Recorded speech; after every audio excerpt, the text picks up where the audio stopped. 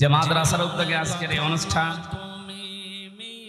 জন্মলগ্ন থেকে পর্যন্ত যারা এই মাদ্রাসার দায়িত্বে আছে, অনেকে কবরে আছে।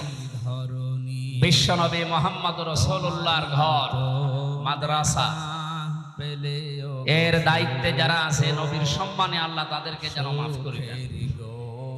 বিশ্বনবীর খাদেম এই পরিচয় নিয়ে হযরতে ওমর বিশাল একটা ফায়দা তিনি নিয়েছিলেন। আমি তার জীবনীতে পড়েছি। তিনি সন্তানকে মাদ্রাসায় দিলেন। ওই সময় প্রধান বিচারপতির দায়িত্বে ছিল হযরতে আলী রাদিয়াল্লাহু তাআলা আনহু। তিনি তার সন্তানটাকে দিলেন মাদ্রাসায়, হযরতে হুসাইন।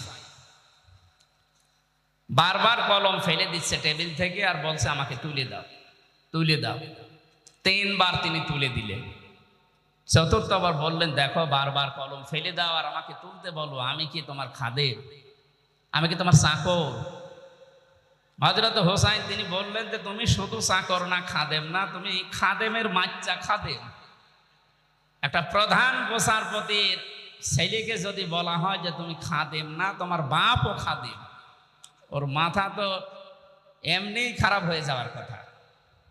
তিনি ওই সময় দেশের প্রেসিডেন্টের ছেলে, বাড়িতে গিয়ে বলছে, আব্বা আমি আর মাদ্রাসায় যাব না। কেন? আমার ক্লাসে হোসাইন আমাকে গালি দিয়েছে এবং তোমাকেও গালি দিয়েছে, বলেছে নাকি আমি খাদেমের বাচ্চা খাদেম, তুমি যদি বিচার না করো আমিও মাদ্রাসায় আর পড়বো। তিনি বললেন ঠিক আছে, বিচার এখন না, জমার দিন করবো। হাজারো মানুষ আসবে জমার দিন মসজিদে নববীতে। তিনি খুতবা দেওয়া বন্ধ করে বললেন, হোসাইন এখানে আসো? বলছে হ্যাঁ, এই সামনে আসো। তুমি ক্লাসে সবার সামনে আমার এই ছেলেকে আব্দুল্লাহকে খাদেমের বাচ্চা খাদেম বলে গালি দিয়েছো, অপমান করেছো? বলছে হ্যাঁ। কেন করলে? হযরত হোসাইন বললেন, খলিফা বুকে হাত দিয়ে বলেন তো, আপনি কি আমার নানার খাদেম ছিলেন না? হযরত ওমরের কথা বন্ধ হয়ে গেছে, চোখ দিয়ে দর দর করে পানি ঝরছে। ডাক দিয়ে বলেন, নবীর সাহাবীরা বিচার হয়ে গেছে। ছোট মানুষ আব্দুল্লাহ তো বোঝে না, ডাক দিয়ে বলে, বাবা বিচার তো তুমি শুরুই করলে না, হয়ে গেল কি করে? হযরত ওমর বলে, সন্তান যে বিচার করেছি এটা দুনিয়া না, মরণের পরেও কাজে লাগবে। ও হোসাইন, তুমি যে কথাটা বললে এটা কি লিখে দিতে পারবে? আমি একটু দলিল চাই। ছোট মানুষ তো আবেগেই বলছে, নিয়ে আসেন খাতা কলম নিয়ে আসেন। কাগজ নিয়ে এসেছে, খেজুর পাতা। উনি লিখে দিলেন, ওমর আমার নানার খাদেম ছিল, আমি দেখেছি, ইদি হোসাইন ইবনে আলী। সই করে দিলাম, যান। কাগজটা হাতে নিয়ে হযরত ওমর চুমা খেলেন, চোখে মুখে লাগিয়ে বললেন, নবীর সাহাবীরা আমি যখন মারা যাব এই কাগজটা আমার কাফনের ভেতরে দিয়ে দিও। কিয়ামতে যদি আমার জীবনের কিছুই কবুল না হয়, আল্লাহ যখন আমাকে দাঁড় করাবে তার সামনে, জীবনে কিছুই যদি আল্লাহর ভালো না লাগে, তো কাগজটা তুলে আল্লাহকে দেখাবো, রব্বুল আলামিন দেখো তোমার নবীর নাতি লিখে দিয়েছে আমি নবীর খাদেম ছিলাম, এই ওসিলা হলেও তুমি আমাকে মাফ করে দাও। জান্নাতের গ্যারান্টি তিনি জীবিত অবস্থায় পেয়েছিলেন। তারপরও এই চিন্তা ছিল তার, নবীর এই ঘরের দায়িত্ব 65 বছর যারা পালন করছে, অনেকে কবরে আছে, ওরাও হযরতে ওমরের মতো একটা কিছু নিয়ে আল্লাহর সামনে দাঁড়াতে পারবে। এখন যিনি সভাপতির দায়িত্বে আছে, আল্লাহ যেন হযরতে ওমরের মতো তাকে এই ব্যবস্থা কিয়ামতে করে দেন। বলেন বলেন। আমি আসার সময় যে গ্যাদারিং দেখলাম, মানুষ যে কি কষ্ট পাচ্ছে, আমরা এই জন্য বেশি সময় আপনাদেরকে কষ্ট দেব না। তাফসীর আকারে কিছু কথা বলার চেষ্টা চালাবো। আমা তাওফীকি ইল্লা বিল্লাহ। যে আল্লাহ আমাদেরকে দয়া করে এখানে নিয়ে আসলেন, এটা আমাদের কৃতিত্ব না, আল্লাহর নিজের দয়া। সাবেক এমপি সাহেবকে এমপি বানাতে কমপক্ষে 3.5 থেকে 4 লক্ষ মানুষ লেগেছে, রায় লেগেছে, ভোট লেগেছে। কথা বলেন না কেন? এনারা নির্বাচিত করেছিলেন ওনাকে, উনি নির্বাচিত এমপি ছিলেন। আল্লাহ এই শব্দটা কোরআনে কারিমে সূরা তেলাওয়াত করলেন, আমার আগে যে কারি সাহেব উনি পড়ছিলেন। আমি ওই সময় মনে মনে ভাবছিলাম, আল্লাহ আমাদেরকে আজকে নির্বাচিত করেছে। আল্লাহ পাক বলেন, হুয়া আজতাবাকুম তিনি আল্লাহ তোমাদেরকে নির্বাচিত করেন। খুলনাবাসী, আমি গতানুগতিক কথা বলি না, যা বলি ওখান থেকে শিক্ষা বের করি। খুব অ্যাক্টিভ হয়ে শুনবেন। নির্বাচিত করেন কে? লক্ষ লক্ষ নবী দুনিয়ায় এসেছে, লক্ষ কোটি মানুষ আল্লাহ দুনিয়ায় পাঠিয়েছে, আদমের সন্তান। কিন্তু বিশ্ব নবীর উম্মত হওয়ার জন্য সবাই নির্বাচিত হয়নি, আল্লাহ আমাদেরকে নির্বাচিত করেছেন। কথা বলেন না কেন? অন্তত এই শিরোমণি এবং এই ডমরিয়া ফুলতলা মিলে 3.5 থেকে 4 লাখ মানুষ বাস করে ভোটার, শুধু বাকি আরো 4 লাখ যদি ধরেন তাও 8-9 লাখ হবে। এতগুলো মানুষের ভেতর থেকে মাত্র এই লক্ষাধিক মানুষকে আল্লাহ নিয়ে আসলেন। এতে বোঝা যায় আল্লাহ আমাদেরকে নির্বাচিত করেছেন। এবার জবাব দেবেন বোঝা শোনার পর। নির্বাচিত করা হয় যে পদ্ধতিতে, ওর নাম নির্বাচন। ওর নাম কি বলেন? বলেন। নির্বাচন ছাড়া যদি কেউ নির্বাচিত হয় ওটা কি বৈধ না অবৈধ? আরে ভাই, আল্লাহ তো নির্বাচিত করেন। অথচ 15.5 বছরে দুঃখজনক হলেও সত্য, নির্বাচন পদ্ধতিটাই নষ্ট করে ফেলেছে। তারপরও 4-5 দিন উনি বিভিন্ন দেশের মডলদের কাছে কথা ছড়াচ্ছে যে আমি নির্বাচিত সরকার ছিলাম, আমাকে জনগণ উৎখাত। এটা দাহা মিথ্যা কথা। আপনি যদি শয়তানকেও জিজ্ঞাসা করেন যে 15.5 বছর যারা ছিল ওরা কি নির্বাচিত, শয়তান বলবে ভণ্ডামি করার জায়গা পান না। শয়তানও বিশ্বাস করবেন। আপনি যদি ঘোড়াকে জিজ্ঞাসা করেন যে 15.5 বছর যারা ছিল তোমার তো কিছুই নেই, অন্তত একটু মাথা নাড়াও যে এরা কি নির্বাচিত ছিল, ঘোড়া দাঁত বের করে হাসবে। বলে কি? অথচ আমরা একটা হাসির মুখে এই কথা শুনতে পাচ্ছি, উনি সারা বিশ্বের বিভিন্ন মোড়লদেরকে বলছে আমি নির্বাচিত ছিলাম। আর নির্বাচনে হয়নি, আপনি নির্বাচিত হলেন কি করে? নির্বাচনের আগে যেখানে 154 জন হয়ে যায় এবং দিনের ভোট যেখানে রাতে হয়ে যায়, এটাকে আমি বানিয়ে বললাম? আমার সাথে এক ওসি ছিল, আমি নাম নিলাম না, নুসরাত হত্যা মামলার এক ওসি ছিল। উনি আমার একদিন বসে, হুজুর তাওবা করেন কিভাবে বলেন তো? আমি বললাম যে তাওবার এই যে এই নিয়ম আছে কোরআনে হাদিস। উনি আমারে বলছে আপনি আমার তওবাটা শোনেন। ঠিক আছে বলেন। যে এই যে নির্বাচন গেল, আমি আমার দল বল যা আছে তাদেরকে নিয়ে রাত 12টার পরে আল্লাহর নামে ভোট কাটা আরম্ভ করলাম। এইভাবে কোরআন শরীফ আমার সামনে এইভাবে বলছে, আমি আল্লাহর নামে করলাম। ফজর পর্যন্ত কাজ কমপ্লিট করে বাক্স ভর্তি করে পাঠিয়ে দিলাম। এবার আমি গোসল করলাম, ওযু করলাম, 2 রাকাত নামাজ পড়লাম, এরপরে বললাম আস্তাগফিরুল্লাহ। হুজুর আমার এই তাওবা কি হয়েছে? আমি বললাম কি তাওবা বলে? আপনি কি দোষ আল্লাহর কাছে করেছেন যে আল্লাহকে বলছেন আস্তাগফিরুল্লাহ? আপনি দোষ করেছেন হামজার কাছে। আমার মতো 3.5 লাখ 4 লাখ হামজা এই রায় দেওয়ার কথা ছিল, আপনি নিজেই দিয়ে দিলেন। এই কথা বলছেন না কেন? এটা কি শুধু ওসি একা দিয়েছে না সারা দেশে অবস্থা এক? তাহলে আপনি দিনের ভোট রাতে করে ফেলেছেন, তারপরও বলেন আমি নির্বাচিত। আপনার লজ্জা করে না? লজ্জা তো নেই, করবে কি? এক ছেলে এসে কাঁদছিল বাবার কাছে। ওই কাঁদিস কেন? কথা বলছে, কাঁদিস কি বলবি তো, মন খারাপ করে বল কাঁদিস কি, সমস্যা কি? যে রেজাল্ট দিয়েছে। রেজাল্ট দিয়েছে তো বললেই তো হয়, তুই ফেল না পাস। যা আব্বা ফেল করলে তো কথা ছিল, ছিলাম 5-এ নামিয়ে দিয়েছে 3। এখন আমারও 5-এ উঠতে আর 2 বছর লাগবে। আপনি তা করে গেলেন, আমি বাকিটা না নাই বললাম। কি বলবো আর? আপনি 5-এ ছিলেন, 3 নেমে গেছে। আজকে বাংলাদেশের অবস্থা এই, আপনার আর 5-এ নেই। এখন 5-এ উঠতে আপনাকে এখনো 2 বছর পড়াশোনা করা লাগবে। সুতরাং নির্বাচনের এই ব্যবস্থা যারা ধ্বংস করে দিয়েছেন, নষ্ট করে ফেলেছেন, আমরা অন্তর্বর্তীকালীন সরকার যারা আছে আহ্বান জানাই দেশের জনগণ, বেশি সময় না নিয়ে খুব তাড়াতাড়ি অল্প সময়ের ভেতরে একটা সম্মানজনক সময় নিয়ে একটা নির্বাচনের মাধ্যমে নির্বাচিত সরকারের হাতে দেশটা তুলে দিন। তাহলে যে ষড়যন্ত্রগুলো চলছে এগুলো অটোমেটিক বন্ধ হয়ে যাবে। আর যদি এভাবে থাকে ওরা নতুন নতুন ইস্যু তৈরি করে আবার এই দেশটাকে ঘোলাটে করবে, আমরা এই ঘোলা পানিতে আর মাছ শিকার করতে দেব না ইনশাআল্লাহ। সুতরাং নির্বাচিত হয়ে আমরা এখানে বসে আছি, আল্লাহর নির্বাচিত। কার? মাইয়ুরিদিল্লাহু খায়রান ইউফাক্কিহু ফিদ্দীন। আল্লাহ যার কল্যাণ কামনা করেন তাকে দ্বীনের জ্ঞান দান করেন। এখানে এসেছে আজকে দ্বীনের কিছু পাওয়ার জন্য না। সুতরাং দল মত নির্বিশেষে, এটা শুধু যারা জামাত ইসলাম করে, যারা চরমনাই পীরের মুরিদ, যারা হেফাজত ইসলাম তাদের অনুষ্ঠান না। এটা মানুষ পদবাচ্যে যারা বিবেচিত তাদের এই অনুষ্ঠান। এই জন্য সব ধরনের মানুষ এখানে আছে। কথা বলে না কেন? কোরআনে কারিমে আল্লাহ তাই দিয়েছেন, হাদা বায়ানুল লিন্নাস, এটা মানুষের জন্য বর্ণনা। কোন মানুষ? এই যে লিন্নাস, এখানে আলেম আছে যারা, তাদেরকে বলছি লাম শব্দটা আরবি গ্রামার অনুযায়ী 19টা অর্থে ব্যবহার হয়, আর বালাগাত মান থেকে ব্যবহার হয় 13টা অর্থে। এখানে 9 নম্বর অর্থ আছে বালাগাত মান থেকে। আমি পড়েছিলাম আলেমে থাকতে, আমি দেখেছি লাম ব্যবহার করা হয় জীবিত মানুষদের জন্য। কাদের জন্য?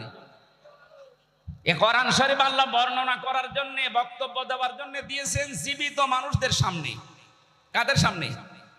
দুঃখজনক হলেও সত্য, 15.5 বছরে আমরা জীবিত মানুষদেরকে কোরআন শোনাতে এই খুলনায় পারিনি।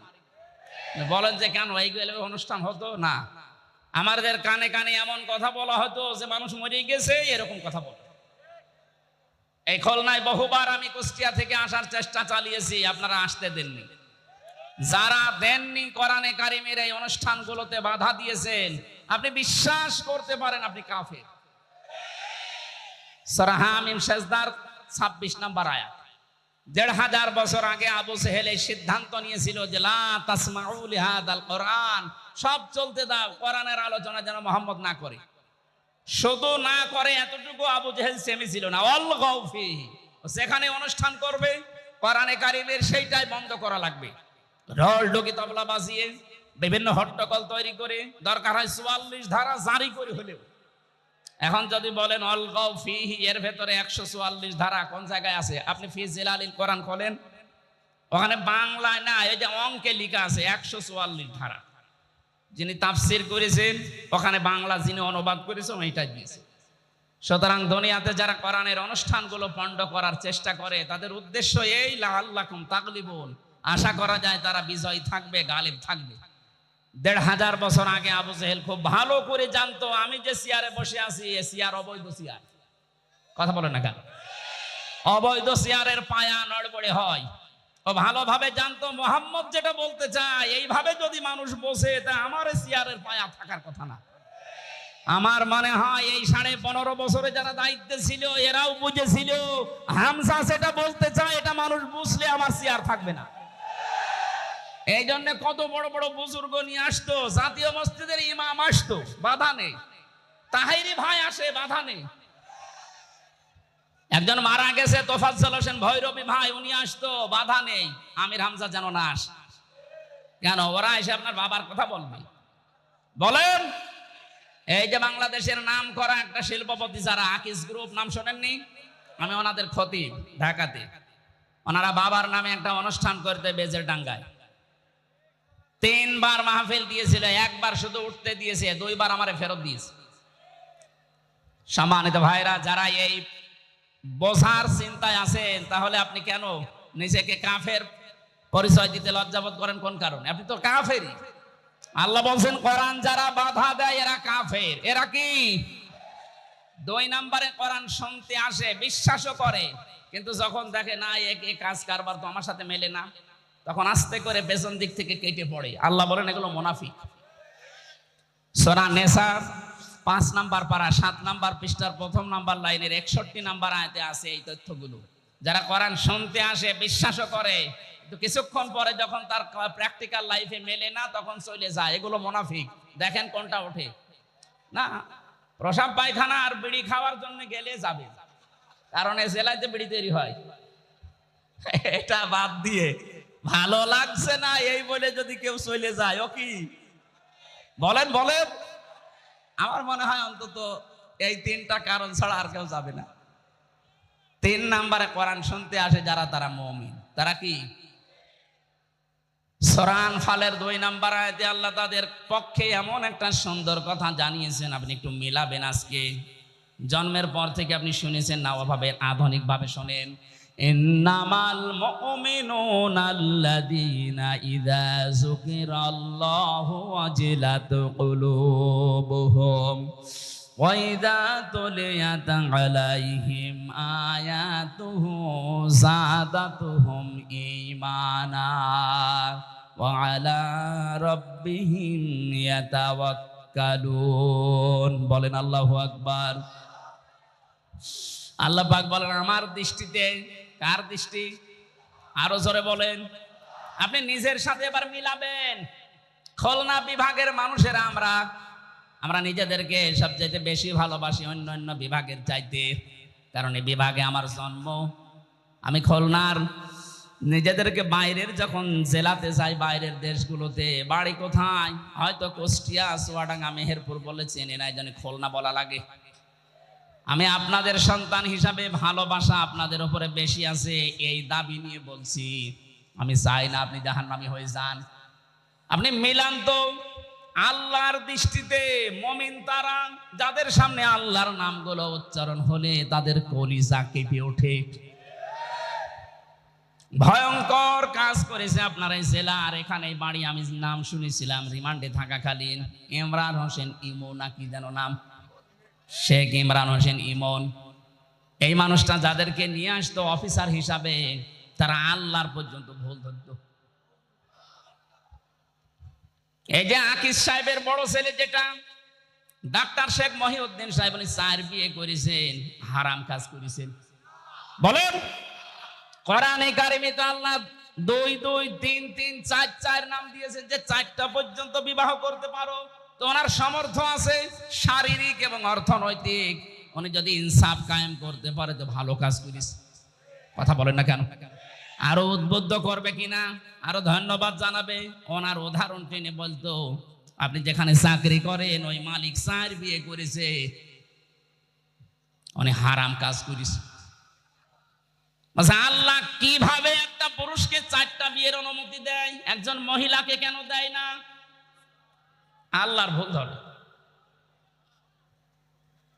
এই লোকটা যদি চেষ্টা করতো, যেহেতু উনি এডিসি ছিল, চেষ্টা করলে আমাকে অনেক কিছু থেকে সেভ করতে পারতো। তো বিপদে পড়ার জন্য যা লাগে উনি আরো তাই করেছিল। আল্লাহর নাম শুনলে উনি জানতো যে আমি কোরআনের হাফেজ। আমি সব সময় ওই মাটির নিচে যে ঘরে আমাকে রেখে দিয়েছিল, সব সময় আমি ওই রিমান্ডে থাকাকালীন শুধু কোরআনই নিয়ে পড়তাম, কারণ অন্য কিছু তো নেই। উনি দেখতো যে লোকটা সারা দিন সারা রাত বসে বসে আল্লাহর কোরআন পড়ছে।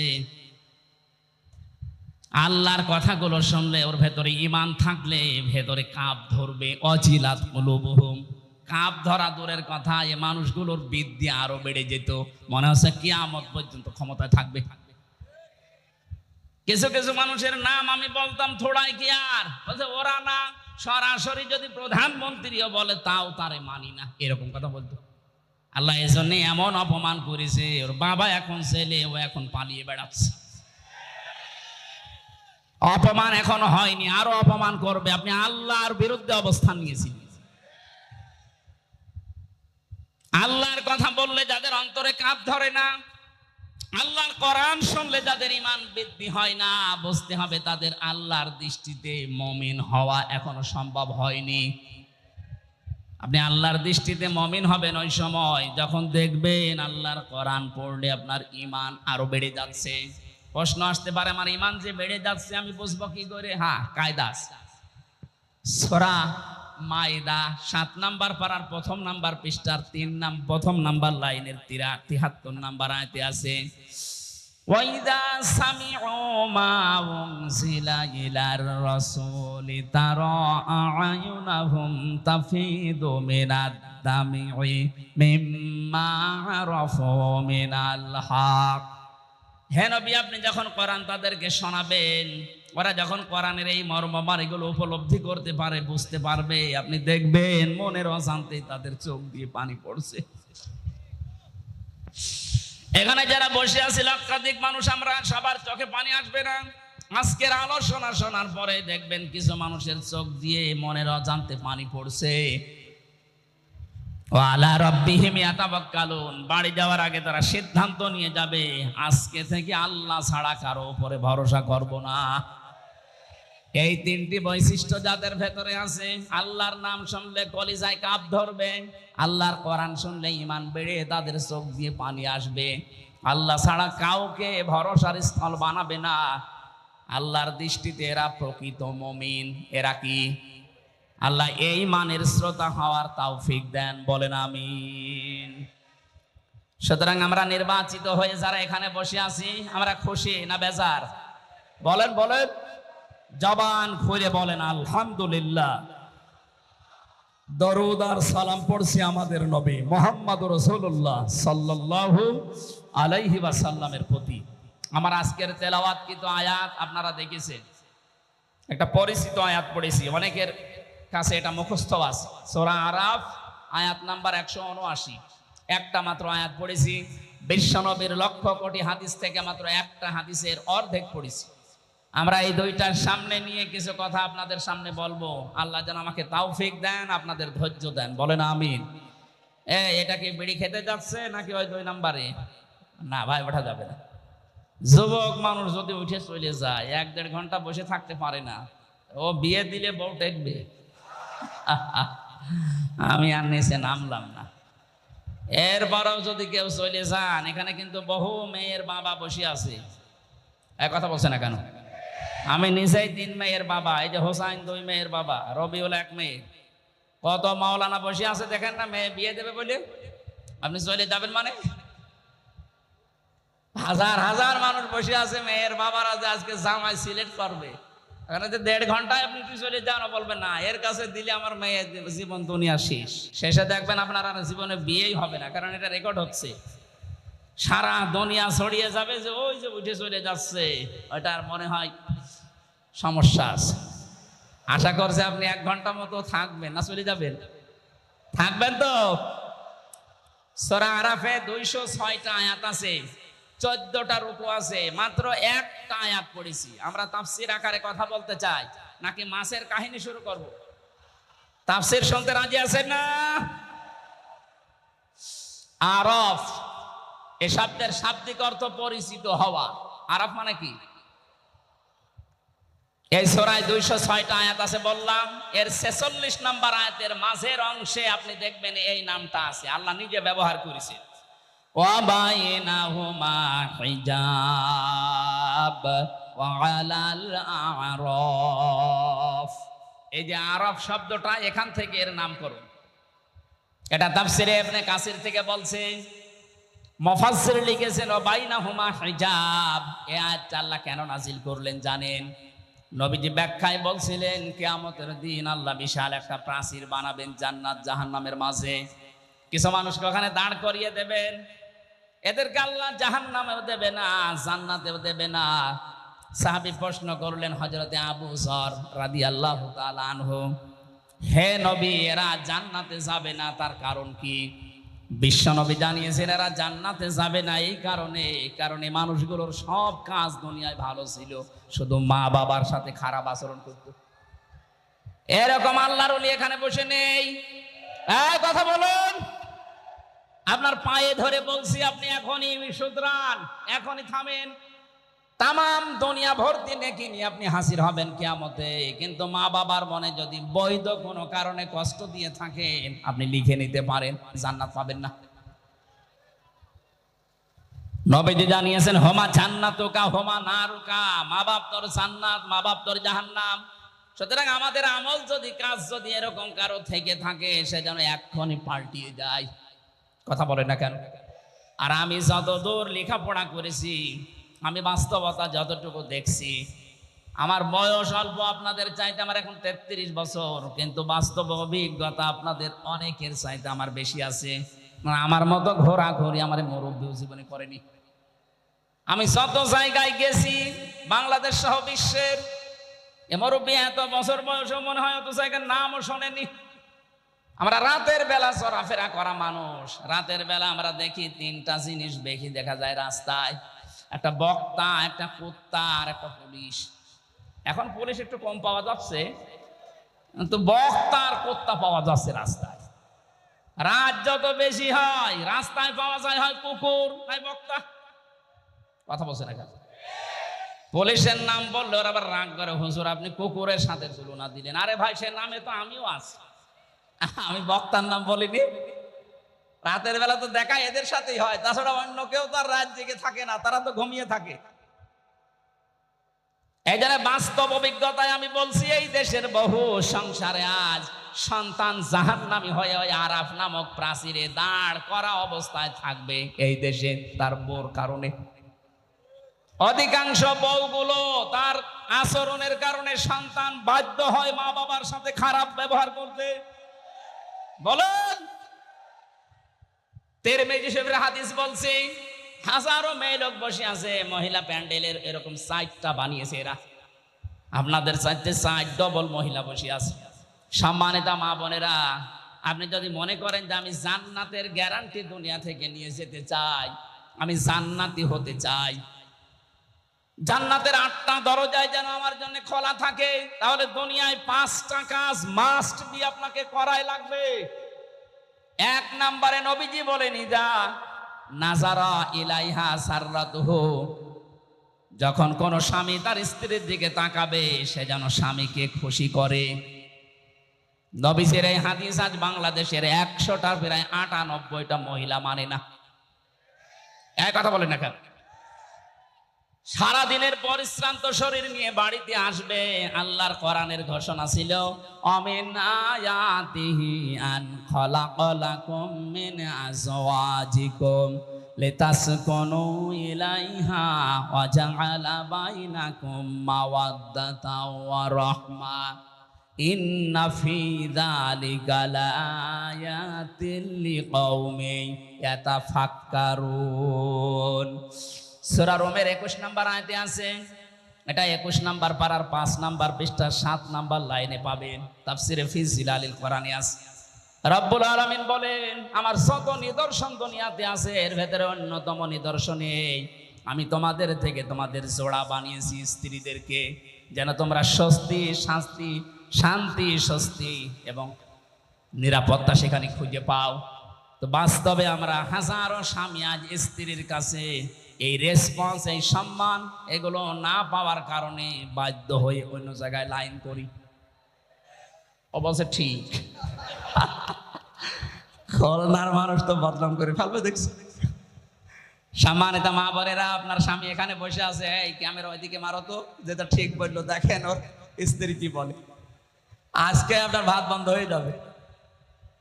আমার দিকে ঘোরানো আছে, আমরা কয়েকজন ঝামেলায় আছি, আপনাদের অসুবিধা নেই না। যখন বলেই ফেলেছেন মুখ ফুটে, আমার মনে হয় এরকম কিছু হচ্ছে। স্ত্রীর পক্ষ থেকে এই রেসপন্স, এই আগ্রহ, এই ভালোবাসা, মায়া মহাব্বত না পাওয়ার কারণে আজ পরকীয়া প্রেম দিন দিন বেড়ে যাচ্ছে। এজন্য স্বামী যখন বাইরে থেকে আসবে, আপনি যদি জান্নাতি মহিলা হতে চান, প্রথম নম্বরে আপনার কাজ হবে তাকে আনন্দ দেওয়া। সাররাতুহু ইদা নাজারা ইলাইহা সাররাতুহু, তাকে আনন্দ দেওয়া। সে সেভাবেই হোক, সাজগোজ করে হোক, কথাবার্তা দিয়ে হোক, আবেগ অনুভূতি দিয়ে হোক, দরকার হয় কাঁতুকুতু দেবেন। কি অসুবিধা? কোনো অসুবিধা নেই। স্বামীকে যদি কাঁতুকুতু দেওয়া লাগে তাও দেবেন, ও যেন অন্তত হাসে। 2 নম্বরে ইদা গাবা আনহা হাফিজাতুহু, যখন আপনার স্বামী বাইরে থাকবে ওই সময়টা নিজের শরীর, নিজের সম্ভ্রম, ইজ্জত আপনি হেফাজত করে রাখবেন। দুঃখজনক হলেও সত্য যে এখন বিভিন্ন নেতারা ধরা পড়ছে, এদের নাকি রাতের বেলা ঘুম পাড়ানোর জন্য আলাদা মানুষ লাগতো। বলেন নাউজুবিল্লাহ। যারা এসে এদেরকে ঘুম পাড়াতো এরা কারো না কারো বউ। এই কথা বলেন না কেন? আমি নাম ধরি না সহজে, যা দেখতে পাচ্ছি বাধ্য হওয়া লাগছে এদের চরিত্রের বর্ণনা দিতে। এটা মানুষের চরিত্র বলে। নবীজি 3 প্রকার মানুষকে সবচাইতে বেশি লানত দিয়েছেন। তার 1 নম্বরে যারা বুড়ো জেনাখোর। আরে 15.5 বছরে আমার মনে হয় বুড়ো জেনাখোর বেড়ে গিয়েছিল। 75, 80, 85 বছর বয়স, শরীর চলে না, বাকিটা বললাম না। কথা বলেন না কেন? এখন বের হচ্ছে না। তারা সম্মানিত মানুষের জন্য তাদের নাম নিলাম না। কি চরিত্র আপনার! চেহারা দেখলে কাকের মতো মনে হয়, অথচ মুখের সেনা, হাতের সেনা, কলমের সেনার বাকি সেনা আমি নাই বললাম। এগুলো সব এখন বের হচ্ছে। কথা বলেন না কেন? যারা আপনাকে ঘুম পাড়িয়ে রাত 12টা রাত 2টায় বাড়িয়েছে, তো এরা কারো না কারো বউ। বলেন না কেন? এরা কোনোদিন জান্নাত পাবে? ইদা গাবা আনহা হাফিজাতহু, স্বামী যখন থাকবে না নিজেকে আপনি পরিশুদ্ধ করে রাখবেন। এটা জান্নাতি মহিলাদের নিদর্শন। এটা হাজারো মেয়ে লোকের ভেতরে পাওয়া যায় না। স্বামী বাইরে গেলেই উল্টা পাল্টা মোবাইল নাম্বারে কল দিয়ে এমন এমন কথা বলে, সংসার ভেঙে যেতে শেষে বাধ্য হয়। কথা বলে না কেন ভাই? 3 নম্বরে বিশ্ব নবী জানিয়েছেন, ওয়া তুইনু আলা দীনি যাওজাতিহা, তোমার স্বামী যখন বাইরে দিনের কাজ করবে, এই মহিলা নেককার হলে তাকে সাহায্য করবে। আমার মনে হয় যতটুকু আমি দেখেছি, একামতে দিন যারা এদেশে কায়েম করতে চায় তাদের স্ত্রীগুলো অন্তত এটা একটু মেনে চলছে। আর বাকি যেই বলেন, সে পীর হোক আর ক্ষীর হোক আর আলেম হোক, অধিকাংশ যারা একামতে দিনের এই কনসেপ্টটা নিজের ভেতরে আনতে পারে না, তাদের পরিবারে 100 ভাগে 98 ভাগ অশান্তি। আপনি খোঁজ খবর নিয়ে দেখবেন, আমি যতটুকু পেয়েছি এটা বললাম। সম্মানিত মা বোন যারা এসেছেন, আপনার স্বামী যদি মানব কল্যাণমূলক কোনো কাজে থাকে, যদি দিনের কাজ করে, দিন প্রসারে দিন কায়েমে, যে কাজেই থাকবে, আপনি তাকে খাদিজার মতো সাহায্য করবেন। এক কথা বলেন না কেন? কিয়ামতের ময়দানে খাদিজাতুল কুবরাকে যেমন জান্নাতের দরজাগুলো ডাকতে থাকবে, আপনাকেও না নিয়ে যাবে না। তার জীবনী পড়লাম গভীর রজনীতে, হযরতে খাদিজাতুল কুবরা রাদিয়াল্লাহু তাআলা আনহা দরজার সাথে হেলান দিয়ে ঘুমিয়ে আছেন। মুহাম্মদ রাসূলুল্লাহ আসলেন, একটা মাত্র ডাক দিয়েছেন, খাদিজা। দরজা খুলে গেছে। ডাক দিয়ে বলে, স্ত্রী এত রাত হয়ে গেছে, ঘুমাওনি? হযরতে খাদিজা বলে, হে রাসূল, আপনি দিনের দাওয়াত নিয়ে বাইরে থাকেন, 24 ঘন্টা আমি আতঙ্কে থাকি, কাফেররা না জানি কি আপনার উপরে কি করে ফেলে। যতক্ষণ বাড়িতে না আসেন আমার ঘুম হয় না। এরপরেও যদি আমার ঘুম লেগে যায়, চিন্তা করি আমি আরামের বিছানায় ঘুমাবো, আপনি দিন প্রসার করে এসে রাতের বেলা আমাকে ডাক দিতে দিতে হয়রান হয়ে যাবেন, আপনি কষ্ট পাবেন দাঁড়িয়ে থাকতে। এজন্য আমার কষ্ট হলেও আমি এই জালানা দরজার সাথে লাগিয়ে নিজের পিঠকে হেলান দিয়ে ঘুমাই। নবীজি হযরতে খাদিজাকে বুকের ভেতরে জড়িয়ে নিলেন, কপালে গালে চুমা দিলেন, ডাক দিয়ে বললেন, খাদিজা, আগামী দিন থেকে এরকম আর করবা না। খাদিজাতুল কুবরা ওই দিন নবীজিকে বলেছিলেন, হে আমার স্বামী, আমি একটা বিষয়ের গ্যারান্টি চাই। কি বিষয়? কবরে আমাকে যখন রাখা হবে, আমি আপনার মুখ থেকে কবরের বর্ণনা শুনেছি।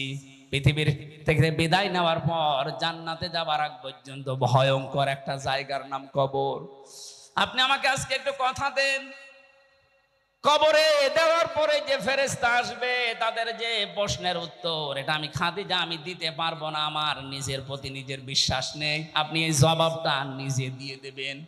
নবীজি বললেন, আদম থেকে শুরু করে পর্যন্ত কেউ কারো কবরে জবাব দিয়ে দেয়নি, এটা আমি পারবো না। আপনি একটু লক্ষ্য করেন, এখানে নবীজি বললেন কি, আদম থেকে শুরু করে পর্যন্ত কেউ কারো কবরের জবাব দিয়ে দেয়নি, এটা আমি পারবো না। অথচ বাংলাদেশে বহু ভণ্ড পীর এটা ছড়িয়েই দিয়েছে, এ দরবারে মুরিদ হলে কবরের হিসাব ওরা কিসে দিয়ে দেবে। এটা যে পুরা প্রতারণা, বাটপারি, চিটারি, আর কারো কাছে ফতোয়া নেওয়া লাগবে, এই ভ্রান্ত ধারণায় যারা আছেন এক্ষুনি আপনি থামবেন। কিসের পীর, কিসের বাবা? নবীজি নিজে তার স্ত্রীকে গ্যারান্টি দিতে পারছেন না। হযরতে খাদিজাতুল কুবরা বলেন, হে নবী, আপনি যদি আমাকে কিছুই না বলেন, এই যে আমি সেজদায় গেলাম, আমার মালিক যখন কিছু না জানাবে যতক্ষণ আমি সেজদা থেকে মাথা তুলবো না। নবীজি দাঁড়িয়ে আছেন, হঠাৎ ফেরেশতা জিবরাইল এসে বলে, হে নবী, খাদিজাকে আপনি মাথা তুলতে বলেন, তার চোখের পানি আরো সে মঞ্জুর হয়ে গেছে। আল্লাহ রাব্বুল আলামিন নিজে আপনাকে অর্ডার দিয়েছেন, খাদিজার প্রশ্নের জবাব আপনি দিয়ে দেবেন। নবীজি বললেন, কি বলো জিবরাইল? আমি আজ পর্যন্ত কোনোদিন এ ব্যবস্থা কারো পক্ষে পাইনি, খাদিজার পক্ষে আল্লাহ দিয়েছেন, আপনাকে দেওয়া লাগবে। হযরতে খাদিজাকে ডাক দিয়ে বললেন, মাথা তোলো, তোমার চোখের পানি আরো সে পৌঁছিয়ে গেছে, তোমার কবরের জবাব দেওয়া লাগবে না, আমি নিজে দিয়ে দেব তোমারটা। হযরতে খাদিজা ওই দিন বলেছিলেন, হে আমার স্বামী, আপনার জন্য এই ঘরটা আমি নয়েজ মুক্ত রাখি, শব্দ, গোলমাল, আওয়াজ এগুলো থেকে আপনাকে আমি শান্তিতে রাখি। ঘরে আসলে আপনার স্বামী বাইরে থেকে যখন আসবে ঘরটা আপনি শান্ত নির্মল করে দেবেন। খাদিজাতুল কুবরা এই কাজ করার কারণে তার জন্য আল্লাহ একটা জান্নাত ঘর বানিয়ে রেখেছেন। আপনি যদি আপনার স্বামী যখন বাইরে থাকবে কর্মজীবনে, দিনের কাজে, মানবতার কাজে, ভেতরে আসার সঙ্গে সঙ্গে যেন একটা স্বচ্ছ নির্মল শান্ত একটা ঘর উপহার পায়, আপনাকেও খাদিজার মতো আল্লাহ একটা ঘর জান্নাতে বানিয়ে দেবেন। খাদিজা ওই দিন বলেছিলেন, হে রাসূল, আমি আপনার কাছে জানতে চাই আপনার যে জুব্বা মোবারক আছে এইটা দিয়ে আমার কাফন বানাবেন।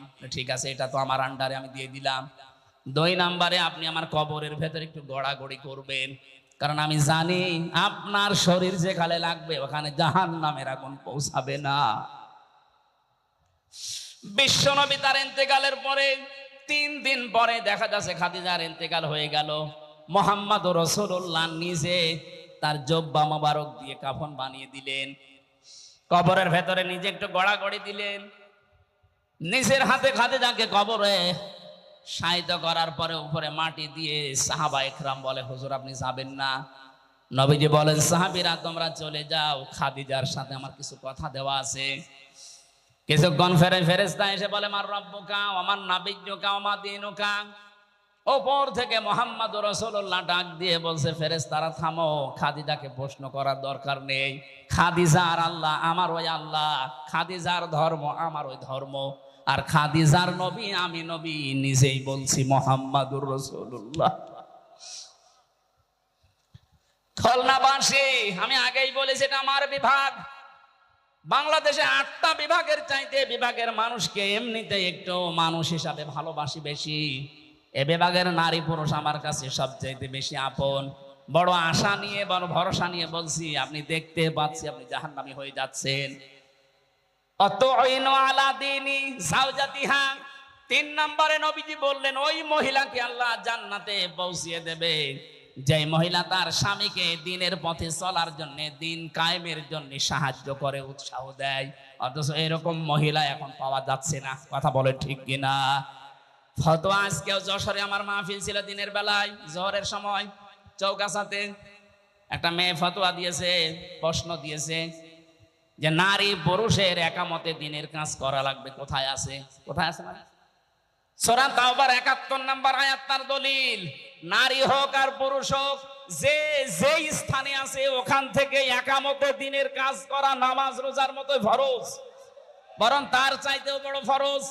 একামতে দিন কায়েম করতে গিয়ে নবীজি নামাজ ছেড়ে দিয়েছিলেন 4 ওয়াক্ত, রোজা ছেড়ে দিয়েছিলেন বদরের 17 রমজান। এক কথা বলছেন না? দিন কায়েমের জন্য নবীজি যদি নামাজ ছেড়ে দিতে পারেন, কাজা করতে পারেন, রোজা ছেড়ে দিতে পারেন, তাহলে নামাজ রোজার চাইতে এটা আপনার জীবনে আরো গুরুত্বপূর্ণ কাজ।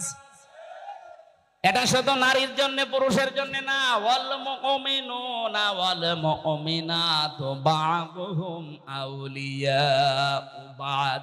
এখানে মুমিন নারী, মুমিন পুরুষ দুইজনের কথাই আছে।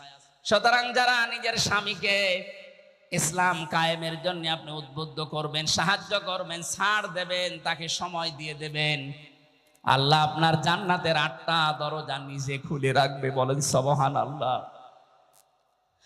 5 না 4 নম্বরে, স্বামী যতক্ষণ বাইরে থাকবে স্বামীর সম্পদ এবং স্বামীর সন্তান আপনি হেফাজত করে রাখবেন।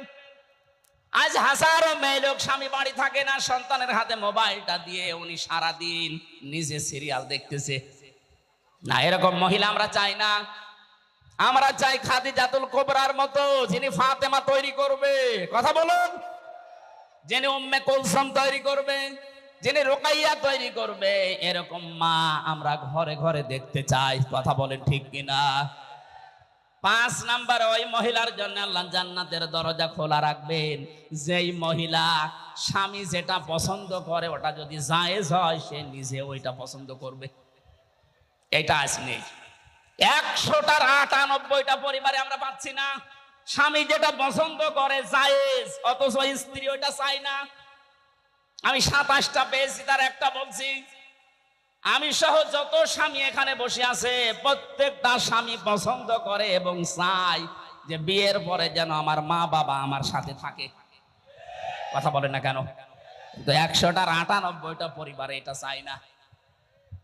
এই মেয়েটা চাই না, শুধু এর দোষ না, এই মেয়েটাকে কান পড়া দেয় ওর মা আর ওর বড় বোন।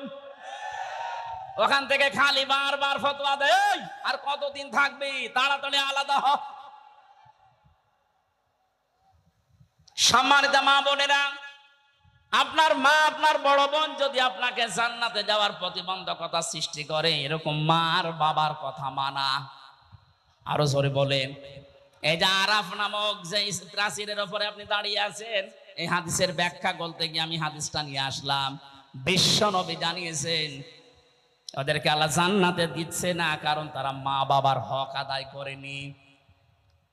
দ্বিতীয় নম্বর, নবীজি বললেন ওদেরকে জাহান্নামে আল্লাহ দেবে না। সাহাবী প্রশ্ন করলেন হযরতে আবু যর গিফারী রাদিয়াল্লাহু তাআলা আনহু, হে নবী এদেরকে জান্নাতে দিচ্ছে না বুঝলাম, জাহান্নামে দেবে কেন এখন? বিশ্ব নবী বলেন এই মানুষগুলো দুনিয়া আর যাই করুক, একামতে দিনকে কায়েম করার জন্য সর্বাত্মক চেষ্টা চালিয়েছে, এই কারণে আল্লাহ তাদেরকে জাহান্নামে দেবে না। এটা শুধু খুলনা না, সারা পৃথিবীতে ছড়িয়ে যাচ্ছে।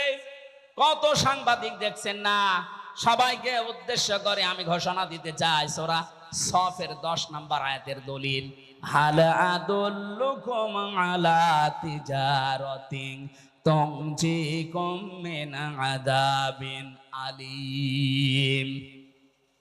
তোমাদেরকে এমন একটা ব্যবসার কথা বলবো যেটা করলে জাহান্নামের আগুনে যাওয়া লাগবে না।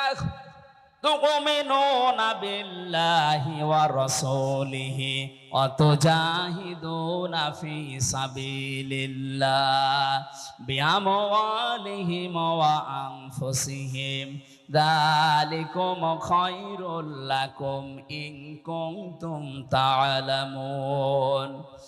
আল্লাহর প্রতি ঈমান আনার পরে, রাসূলের প্রতি ঈমান আনার পরে, এই দুইটাকে সামনে নিয়ে তাদের বিধান জমিনে কায়েম করার জন্য জান আর মাল দিয়ে যারা জিহাদ করবে তাদেরকে আল্লাহ জাহান্নামে দেবে না। সুতরাং এই পৃথিবীতে যারা দিন কায়েমের জন্য চেষ্টা চালান, অন্যান্য যদি কোনো গুনাহ হয়েও থাকে, আল্লাহ অন্তত আপনাকে জাহান্নামে দেবে না, এই গ্যারান্টি আমি দিতে পারি। জাহান্নামে যাবেন না, কিন্তু জান্নাতে যেতেও পারছেন না মা বাবার হক আদায় না করার কারণে। কথা বলেন না কেন? হাদিসের শেষে আমি আর পাইনি যে নবীজি আর জানাননি যে তারা যাবে কোথায়। খুলনাবাসী জান্নাতেও যেতে পারছেন না মা বাবার হক আদায় না করার কারণে, জাহান্নামও আল্লাহ দিচ্ছেন না একামতে দিনের দায়িত্ব পালন করার কারণে। যদি ওই আরাফ নামক প্রাচীরের উপরে দাঁড়িয়ে থাকা লাগে, কি হবে বলেন তো? ওই রকম জীবন আমরা চাই? বলেন বলেন। এই আরাফ নামক সূরা থেকে একটা মাত্র আয়াত পড়েছি, 206টা আয়াত এখানে আছে, 179 নাম্বার আয়াত। আমার আজকের আলোচনার বিষয় বিবেক। কি বললাম? আরো জোরে। বিবেককে যদি সত্যি কেউ কাজে লাগাতে পারে, জীবনেও সে রাস্তা হারাবে না, সে রাস্তা পাবে। আজকে আমরা অনেকে রাস্তা হারিয়ে ফেলেছি বিবেককে কাজে না লাগার কারণে। দেখেন তো আল্লাহ কি জানিয়েছেন, ওয়ালাকাদ জারানা লিজাহান্নামা কাসীরাম মিনাল জিন্নি ওয়াল ইনস। আল্লাহ কথা শুরু করার আগে তাকিদ দিচ্ছেন। আল্লাহ পাক বলেন ওয়ালাকাদ, অবশ্যই, জারানা, আমি বানিয়েছি, তৈরি করেছি, লিজাহান্নামা, জাহান্নামের জন্য, কাসীরাম মিনাল জিন্নি ওয়াল ইনস, অধিকাংশ মানুষ আর জিন জাহান্নামে যাবে, এই জন্যই বানিয়েছি। প্রশ্ন আসতে পারে তাহলে আমাদের দোষ কি? যেখানে আল্লাহ কাসির দিলেন কলিল না দিয়ে, আবার কাসির না দিয়ে কাসির র একালিফ টান আছে। কলিল মানে অল্প, কলিলা মানে একেবারে অল্প, কাসির মানে অল্প, কাসির মানে বেশি, কাসির র মানে অনেক বেশি। কত বেশি আমাদের মেধা ধরবে না। আল্লাহ বলেন এত মানুষ আর জিন জাহান্নামে দেব। আমরা যেহেতু প্রশ্নই করে ফেলেছি আল্লাহ, তাহলে আমাদের দোষ কি? আল্লাহ বলেন দোষ আছে। 3টি ইন্দ্রিয় শক্তি যাদের আছে, এই 3টা যারা কাজে লাগাবে না, এই মানুষগুলো মাস্ট বি জাহান্নামে যাবে।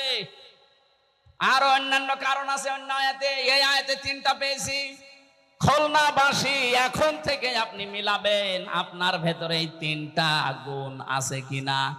যদি থেকে থাকে এখনই তাওবা করে ভালো হওয়ার নিয়ত করা লাগবে। রাজি আছেন কিনা? রাজি আছেন কারা কারা দেখি? লিল্লাহে তাকবীর, লিল্লাহে তাকবীর, লিল্লাহে তাকবীর। আলহামদুলিল্লাহ। ভাই আমরা এবার তিনটা কারণ বলছি, দেখেন আমার ভেতরেও যদি থাকে আমি এখনই পরিবর্তন হওয়ার সিদ্ধান্ত নেব।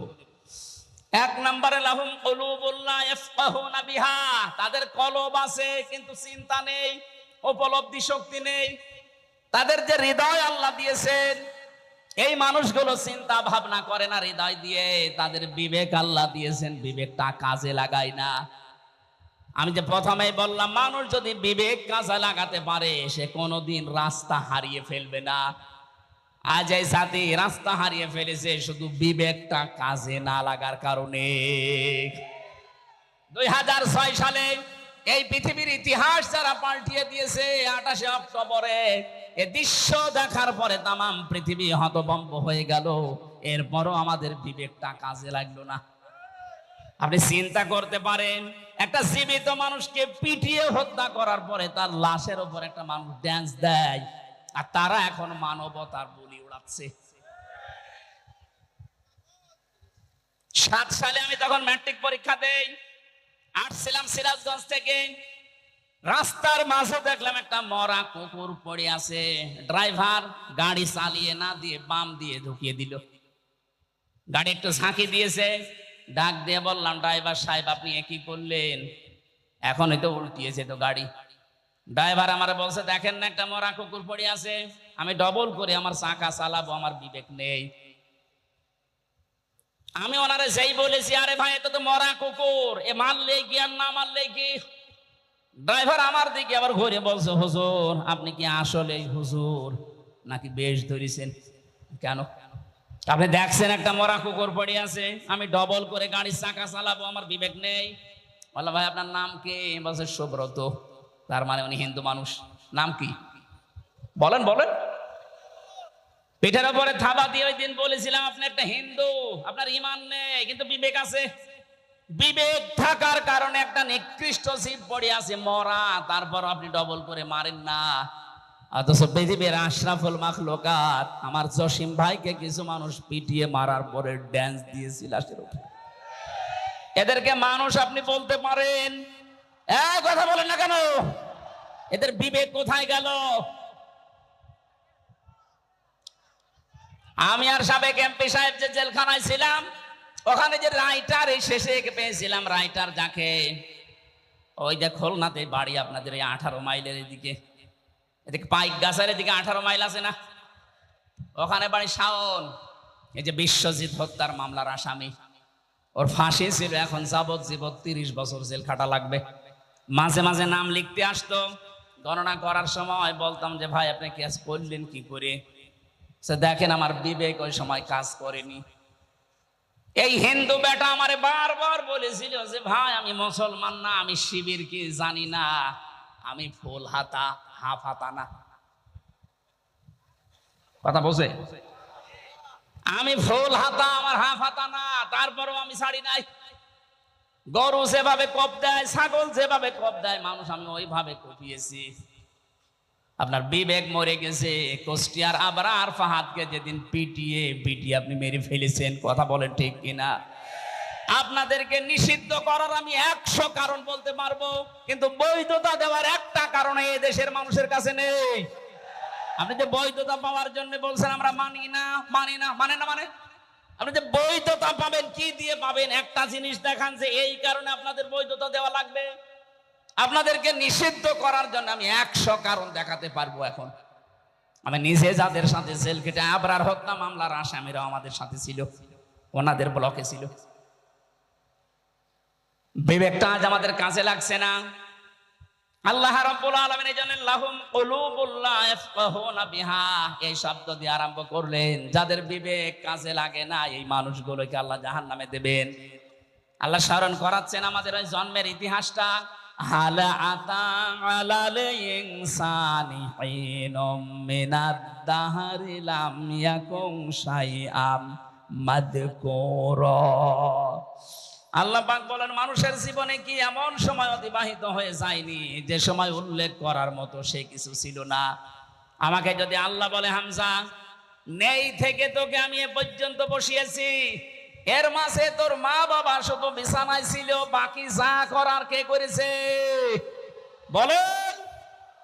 বিজ্ঞান এখন প্রমাণ করছে, ফালিয়ানজুরিল ইনসানু মিম্মা খুলিক, খুলিকা মিম্মা দাফিক ইয়াখরুজু মিন বাইনিস সলবি ওয়াত তারাইব। এই যে সলবন আর তারাইব, এই শব্দ দুইটা নিয়ে বাবার স্ফলিঙ্গ দিয়ে দ্রুত গতিতে যে পানিটা বের হয়ে মায়ের রান রেহেমের ভেতরে জমা হয়, বিজ্ঞান জানিয়েছে চুল, রক্ত, গোশত আর চর্বি এগুলো আল্লাহ তৈরি করেন। চুল, রক্ত, হাড়, রক্ত, চর্বি আর চামড়া, গোশত, রক্ত, চর্বি আর চামড়া, এই 4-8টা জিনিস যখন এক হয়ে যায়, আল্লাহ বলেন মানুষ তৈরি হওয়ার জন্য 13টা জিনিস লাগবে, বাকি 5টা আমি আল্লাহ আমার রব নামের কারণে তোকে নিজে দান করেছি। ওয়াজআলা লাকুমুস সামআ ওয়াল আবসারা ওয়াল আফিদা ইলা আখিরি আয়া। এই যে শ্রবণ শক্তি, দর্শন শক্তি, বাক শক্তি, আকল শক্তি আর ঘ্রাণ শক্তি, এটা দুনিয়ায় কেউ দেয়নি, আল্লাহ নিজে দিয়েছেন এই 5টা। এই যে কথা বলতে পারি, বাক শক্তি, এটা দেওয়া কার? আরো জোরে। আশ্চর্যের বিষয়, এই 15.5 বছরে আল্লাহর এই দেওয়া বাক শক্তিকে অনেকে রুদ্ধ করে রেখেছিল। আমরা কথা বলতে পারি নাই, কথা বলেন ঠিক কিনা? অন্তত এখন যারা কথা বলতে পারছি মন খুলে আল্লাহর এই বাক শক্তি দিয়ে, জবান খুলে শুকরিয়া আদায় করেন আলহামদুলিল্লাহ। আরো জোরে বলেন আলহামদুলিল্লাহ।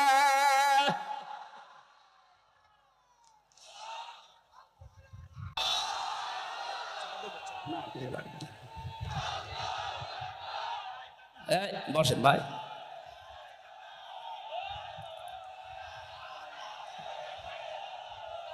খুলনাবাসী, আমার এই আয়াত থেকে প্রথম এই যে একটা একটা করে আমি প্রায় এখানে 12টা পয়েন্ট বের করেছি।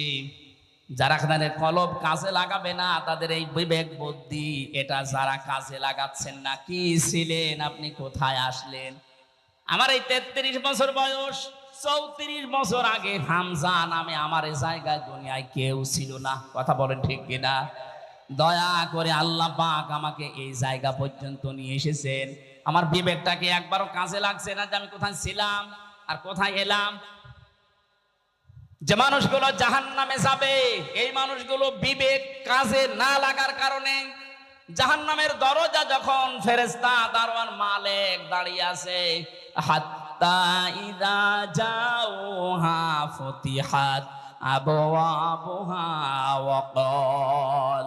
ওয়াকালা লাহুম খাযানাতুহা আলাম ইয়াতিকুম রুসুলুম মিনকুম ইয়াতলুনা আলাইকুম আয়াতি রাব্বিকুম ওয়া ইউনযিরুনাকুম লিকা ইয়াউমিকুম হাদা।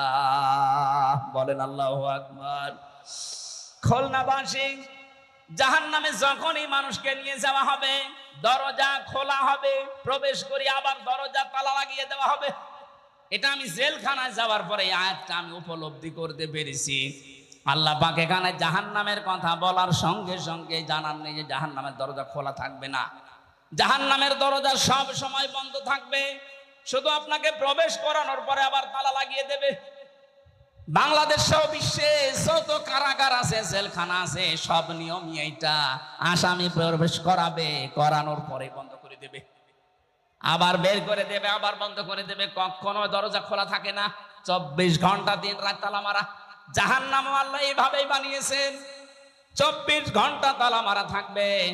ভেতরে ফেরেশতারা উপর থেকে জিজ্ঞাসা করবে, তোমাদের কাছে কি নবী রাসূল যায়নি? খুলনার মানুষেরা হয়তো ওই সময় বলতে পারে না, 1500 বছর আগে নবী রাসূল পার হয়ে গেছে, আমি নবী রাসূল পাবো কোথায়? এই যে আলাম ইয়াতিকুম রুসুলুন, এখানে রাসূল বহু বচন না, আল্লাহ এক বচন দেয়নি, বহু বচন দিয়েছেন। প্রশ্ন আসতে পারে, এখন কি রাসূল আছে? কিয়ামত পর্যন্ত আসবে, তাহলে আল্লাহ রসুলুন বহু বচন দিলেন কেন? জবাব হচ্ছে ফি জিলালিল কোরআন আর ইবনে কাসিরে, এই দুইটা তাফসীরের জবাব। আল্লাহ রসুলুন বহু বচন দিয়েছেন, এর জন্য কিয়ামত পর্যন্ত নবী রসুল আসবে না ঠিক, কিন্তু নায়েবে রসুল আসবে। কথা বলেন না কেন? তামাম দুনিয়ায় যারা এলেম পেয়েছে, আমরা যাদেরকে আলেম বলি, এই আলেমরা যারা জ্ঞান অনুযায়ী তাদের যোগ্যতা অনুযায়ী আমল করবে, এই মানুষগুলো নায়েবে রাসূল, নবীর উত্তরাধিকারী। এই জন্য আল্লাহ রসুল না দিয়ে রসুলুন দিয়েছেন। ও খুলনার মানুষেরা, জাহান্নামের দরজার দারোয়ান ফেরেশতা মালিক উনি বলবে, আরে তোদের কাছে নবী আর রসুল যায়নি, কিন্তু আমির হামজা গিয়েছিল। হ্যাঁ, কথা বলেন না কেন? মাওলানা হোসাইন আহমেদ গিয়েছিল, এই জাহান্নামের কথা কি শোনায়নি? এই যে এই শাস্তি সতর্ক করেনি? ওরা তখন বলবে, ক্বালু বালা ক্বাদ জানা নাযীর। হ্যাঁ, আমাদের কাছে সতর্ককারী গিয়েছিল, যে নাম এখন ফেরেশতারা বলবে ওই নামে। হয়তো আমির হামজা বলতে পারে, হোসাইন আহমেদ বলতে পারে, রবিউল ইসলাম বলতে পারে, আবুল বাশার বলতে পারে, যারা আলেম নবীর উত্তরাধিকারী নায়েবে রাসূল, তাদের নাম বলা হবে। এই জন্য রসুলুন দিয়েছেন। তারা যখন স্বীকার করবে হ্যাঁ গিয়েছিল, তারপরে কি? ফেরেশতারা এই কথা জবাব চাইলে ওরা বলবে, ফাকাযাবনা ওয়া কুলনা মা নাযালাল্লাহু মিন শাই। আমাদের কাছে গিয়েছিল, কিন্তু কথা শোনার পরে আমরা বিশ্বাস করতাম না, নিজের মনে মনে বলতাম, বেটা মনে হয় মিথ্যা কথা বলে। এরকম মন দেশে নেই। এক কথা বলে না কেন? ও বলবে যে বেটা মনে হয় মিথ্যা কথা বলে, এরকম কিছু আল্লাহ নাযিল করেনি। আপনি নিচেও কোরআন পড়তে পারেন না, বোঝেন না, হামজা বলবে, আপনি মানবেনও না। আপনি কি হয়েছেন? কি বলেন, কি হয়েছেন আপনি? ধরা যেদিন খাবেন, সেই দিন ধরা এমন জায়গায় খাবেন, শুধরাবেন, সে পদ্ধতিও থাকবে না। তখন আফসোস করে বলবে, ওয়াকালু লাউ কুন্না নাসমাউ আও নাকিলু মা কুন্না ফি আসহাবিস সাঈর। ওই সময় যদি তাদের কথাগুলো শুনতাম আর বিবেক দিয়ে যদি উপলব্ধি করতাম, যদি মেনে নিতাম, তাহলে এই সাঈর নামক জাহান্নামের দরজা দিয়ে আজকে আমাদেরকে আশা লাগতো না। ফাতারাফু বিযামবিহিম, তাদের নিজেদের অপরাধ তারা স্বীকার করবে। ফাসুহকাল লিআসহাবিস সাঈর, জাহান্নামের সাঈর যেটা তার অধিবাসী, তাদেরকে আল্লাহ বাড়িয়ে দেবে। জোরে বলেন নাউজুবিল্লাহ। খুলনাবাসী, আমাদের বিবেক আছে, বিবেক যেন আমাদের কাজে লাগে আজকে থেকেই। হামজা তার বাবার কথা বানিয়ে বলছে না, আপনাদেরকে বাঁচার জন্য আয়াতের পারা, পৃষ্ঠা, লাইন, রুকু, সূরার নাম, তাফসীরের নাম সব বলে দিয়েছি। এরপরও যদি কারো বিবেক কাজে না লাগে, আমার মনে হয় ওর বিবেকের উপরে কুকুরে পোশাক করেছে। তারপরও বলছে ঠিক। আশা করছে বিবেকটা কাজে লাগাবেন। বিবেক যদি সত্যি আপনার কাজে লাগে, আপনি রাস্তা পেয়ে যাবেন। কিন্তু যে মানুষগুলো জুলুম করতে করতে মানুষের বিরুদ্ধে অপপ্রচার করে মানুষকে দুনিয়ায় অপরাধী বানানোর জন্য যারা চেষ্টা চালিয়েছে, এদের বিবেককে আল্লাহ মেরে ফেলেন। সূরা আনফালের 23 নম্বর আয়াতে আল্লাহ জবাব দিয়েছেন, ওয়ালাউ আলিমাল্লাহু ফীহিম খায়রাল লাসমাআহুম ওয়ালাউ আসমাআহুম লাতাওয়াল্লাউ ওয়া হুম মুরিদুন। ওই মানুষগুলো তো শুনবে না। আপনি যতই তাদেরকে শোনানোর চেষ্টা করেন, ওই মানুষগুলো শুনবে না। না শোনার পেছনে কারণে, ওদের শোনার মতো যে মন, এইটা আল্লাহ নষ্ট করে দিয়েছে ওদের অপরাধের কারণে। এজন্য ফেরাউন যখন ডুবে যাচ্ছিল, ওই সময় কিন্তু শেষ কথা ওর ছিল এইটা, আন্নাহু লা ইলাহা ইল্লাল্লাযী আমানাত বিহি বানু ইসরাঈল। ও বলেছিল আমি ঈমান আনলাম ওই আল্লাহর উপরে, যে আল্লাহর উপরে ঈমান এনেছে বনি ইসরাইল সম্প্রদায়। আমি তো মুসলমান। আল্লাহ বলেছেন আলান, এখন। তাফসিরে আমি হাক্কানিতে পড়েছি, জবাব দিয়েছেন মুফাসসিরিন ইকরাম, ওকে আল্লাহ পাক জিবরাইলকে কেন বললেন মুখের উপরে কাদা লাগিয়ে দাও? এই জন্য বলেছিলেন, কারণ লোকটা আল্লাহর একাত্মবাদের ঘোষণা দিয়েছিল, কিন্তু ওই জামানার প্রেরিত পুরুষ যিনি, ওই জামানার নবী রাসূল যিনি, হযরতে মূসা, তাকে সে স্বীকার করেনি। বাংলাদেশে আমি আয়াতটা মিলিয়ে দেখলাম, অনেকের জীবনের সাথে মিলে যাচ্ছে। ফেরাউন ঘোষণা দিয়েছিল আল্লাহর কার, বলেন বলেন। কিন্তু ওই জামানার প্রেরিত পুরুষ যিনি, তার ঘোষণা সে দেয়নি। ও যদি বলতো লা ইলাহা ইল্লাল্লাহ মূসা কালিমুল্লাহ, আল্লাহ ওরে মাফ করে দিত। কিন্তু আল্লাহর ঘোষণা দিয়েছে।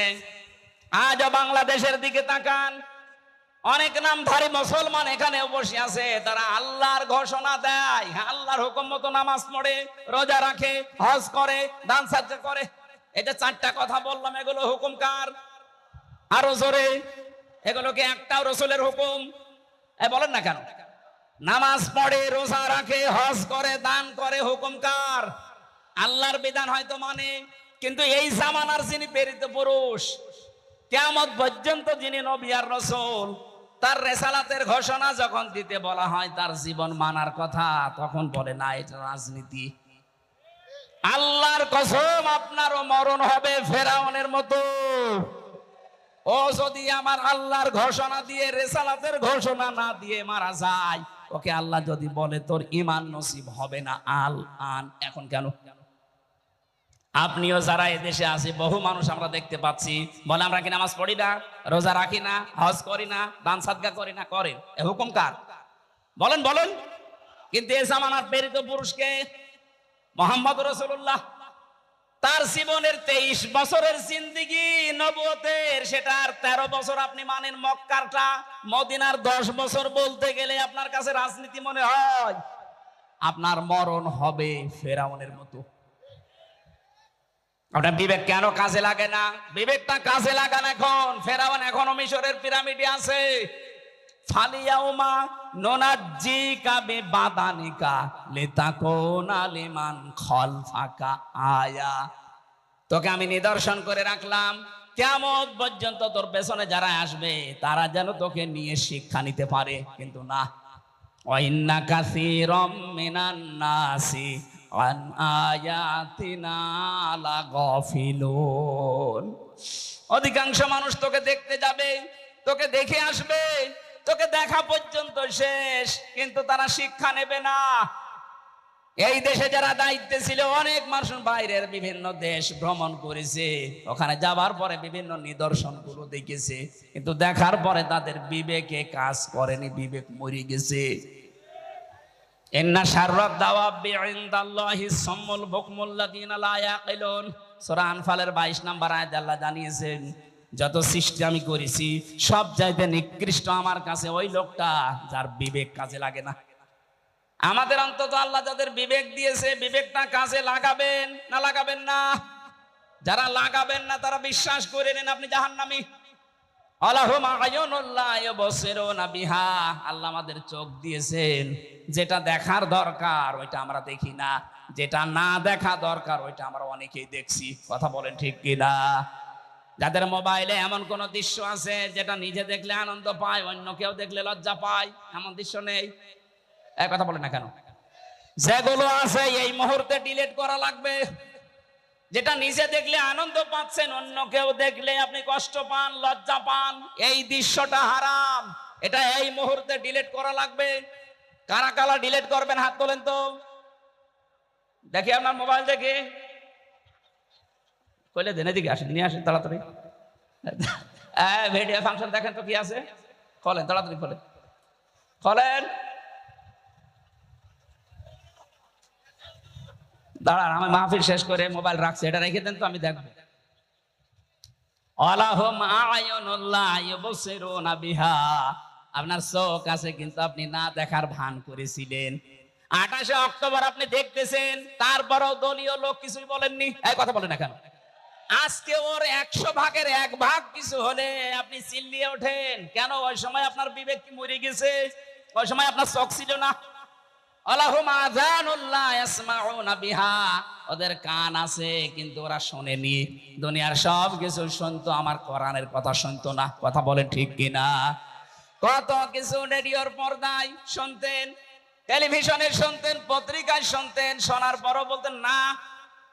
খালি বিভিন্ন রকমের মিথ্যা ট্যাগ দিয়ে আপনি সব চেপে যেতেন। আপনার বিবেকটা, এই কানটা, চোখটা কি করেছিলেন? এই তিনটি ইন্দ্রিয় শক্তি যারা কাজে লাগায় না, উলাইকা কাল আনআম, আল্লাহ বলেন এগুলো মানুষ না, চতুষ্পদ জানোয়ার। বালহুম আদল, তার চাইতেও নিকৃষ্ট। বলেন নাউজুবিল্লাহ। উলাইকা হুমুল গাফিলুন, তারা গাফেল। আল্লাহ এই আয়াতটা বাস্তব জীবনে আমরা যেন সেট করতে পারি, সেই তৌফিক দাও। বলেন আমিন।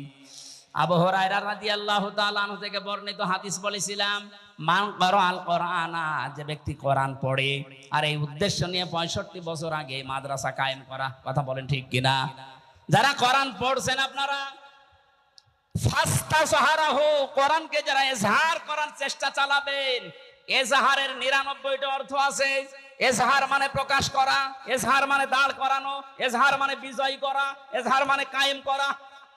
কোরআন যারা পড়ে এবং কোরআনকে যারা বিজয় করার জন্য চেষ্টা চালায়, ফাহাল্লা হালালাহু ওয়া হাররামা হারামাহু, এর ভেতরে হালালকে হালাল জেনে মেনে নেয়, হারামকে হারাম জানার পরে ছেড়ে দেয়, আদখালাহুল্লাহুল জান্নাহ, আল্লাহ পাক তাকে জান্নাতে প্রবেশ করিয়েছে না করাবে? না না, আদখালা এটা মাজি, আদখালা ইদখিলু এটা অতীতের শব্দ। নবীজি বোঝাতে চেয়েছেন, কোরআনে কারীম যদি তোর দেশে কায়েম হয়ে যায়, বিজয় হয়ে থাকে, তাহলে কোরআনে কারীম বিজয় থাকলে হালালকে হালাল মানা, হারামকে হারাম মানা সহজ হবে। আজ কোরআন এই দেশে কায়েম নেই, এজন্য হালালকে হালাল জানার পরও আমরা অনেক কিছু মানতে পারি না। কথা বলেন ঠিক কিনা? হারামকে হারাম জানার পরও আমরা অনেক কিছু ছেড়ে দিতে পারি না। এটা কোরআন কায়েম থাকলে, বিজয় থাকলে আপনি বাধ্য হবেন। এই জন্যই দরকার এইরকম মানুষগুলোকে কোরআন বুকে নিয়ে যেন সংসদে 151 জন যেতে পারে। এ ব্যবস্থা আমরা করে দিতে রাজি নেই। এটা রেকর্ড হচ্ছে। আগামীতে এই 53 বছর তো আমরা দেখেছি, বাবা চালিয়েছে, স্বামী চালিয়েছে, চাচা চালিয়েছে, বুবু চালিয়েছে, ভাবি চালিয়েছে। এখন শুধু বাকি আছে এই কোরআন দিয়ে দেশ চললে কেমন দেখা যায়। কথা বলেন ঠিক কিনা? আমার জীবনের সবচাইতে বড় স্বপ্ন যে 56,000 বর্গ মাইল এটা দিয়ে চলছে। আল্লাহ যেন এটা দেখে মরার তারপরে তৌফিক দেন।